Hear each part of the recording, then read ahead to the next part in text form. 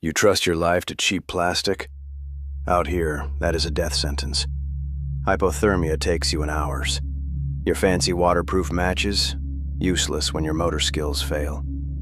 Survival isn't hoping for a spark. It is applied physics. You must engineer your fire.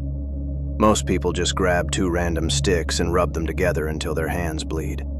Idiots. That just creates blisters, not heat. You need a mechanical advantage. A bow drill.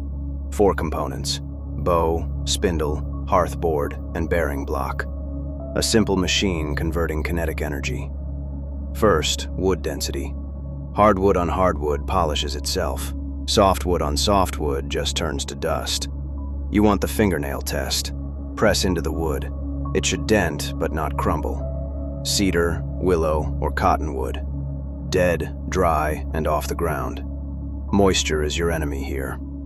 Carve your spindle perfectly straight. Any wobble bleeds energy away from the tip. Precision matters. Next is the hearth board. Flatten top and bottom. It needs to sit dead still. Carve a small divot near the edge. This is just to seat the spindle initially. Now, the bow. A curved branch about arm's length. String it tight, but not rigid. Wrap the string around the spindle once. If it slips, you lose all rotational friction. For the bearing block, use a stone with a depression, bone, or dense hardwood knot. Friction at the top is wasted calories. Crush a green leaf in there for lubrication. We do a burn-in run. Spin it until the wood mates perfectly and smokes slightly. Stop. Now comes the engineering. You must cut a V-notch into that blackened divot. A clean 45-degree slice. This is where the hot dust collects and oxygen enters. No notch, no oxygen. No oxygen, no coal. It is a strictly chemical equation now. Place a dry leaf beneath the notch to catch your coal. Never build on dirt.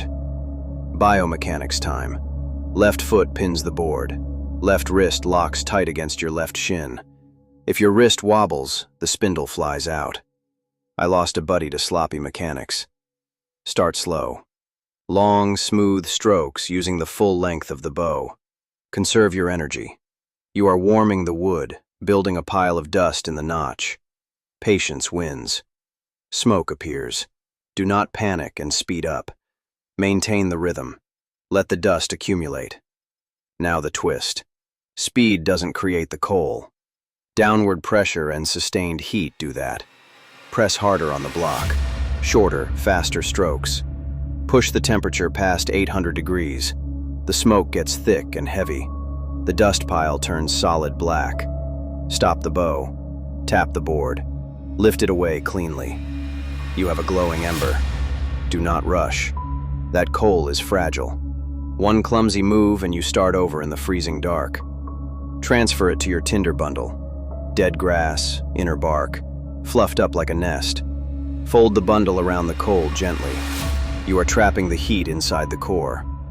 Aerodynamics. Blow long, steady breaths. Short puffs just cool it down. Feed it pure oxygen. Keep it above your face.